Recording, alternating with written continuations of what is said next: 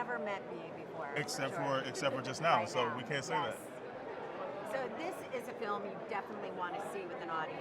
Talk about Oh being my able gosh. to be here tonight and Yeah. Well, just speaking of seeing this with an audience, you want me to hold the mic? Oh, I hold it. Oh, okay. I'm sorry about that. I'm off camera. Okay. Yeah. So, just speaking of seeing this movie with an audience, I saw it last week in Atlanta, and people were just talking to their neighbors to the left and the right with their theories and screaming back at the screen.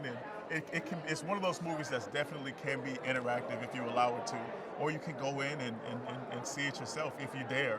But it's definitely one that you want to get into the theater, see it with the audience, because it's really a conversation piece from the start to the finish, and even after you leave the theater. What are the key elements of a Jordan Peele film? Great music, sneaky comedy, and cultural significance. How is it with his combining of humor and horror that it really heightens both the reality Right. and Well, fear?